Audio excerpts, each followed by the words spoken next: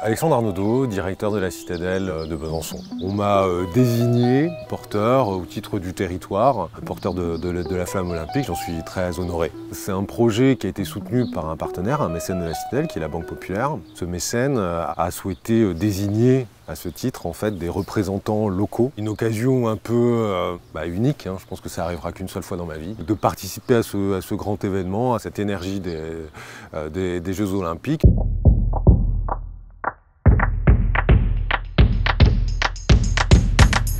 Les journées ne se ressemblent pas, mais aujourd'hui, ça a été une journée autour de conférences de presse, de différentes réunions avec le parc zoologique, un comité de direction. Il y a beaucoup de choses, on est multilabellisé, on est monument historique, on ne fait pas ce qu'on veut.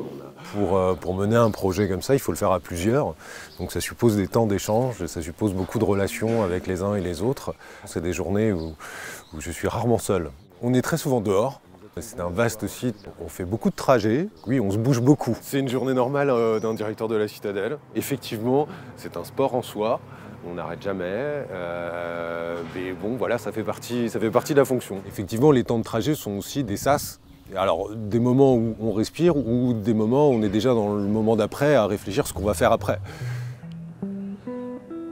Parce que j'ai une activité professionnelle qui est assez intense, donc j'ai besoin de me libérer autrement. Je fais du vélo, on roule à plusieurs, on est 4. On fait des grandes boucles, on monte sur le plateau, on fait des boucles de 80-100 km quand on sort. Mais ça fait partie d'un équilibre. Dans le temps qui me reste, qui n'est pas énorme pour avoir une activité sportive, j'essaie de libérer mon esprit à travers le sport, 1 à 2 heures de sport par semaine. C'est comme un médicament qu'on prend un petit peu tout le temps, quoi. Quelque chose qui permet un équilibre. On se retrouve quand même pendant des kilomètres et des heures seuls. C'est des moments aussi d'isolement, de repos par rapport à toutes les relations que j'ai en permanence. Donc ce que je recherche, c'est une forme de dépassement, c'est-à-dire de suer, d'expulser autrement un peu tout ce qui est en moi, vider son cerveau, de prendre l'air, d'être dehors pour se recharger en fait. C'est ça, voilà.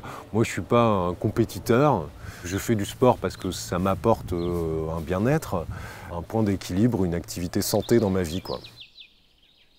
Probablement que le sport a été un outil de relation en fait, et de relations sincères et durables, sûrement, ouais. Il y a encore des gens avec qui j'ai pratiqué des activités sportives que je côtoie encore. Et évidemment, ça a été une source d'amitié, de fraternité en fait.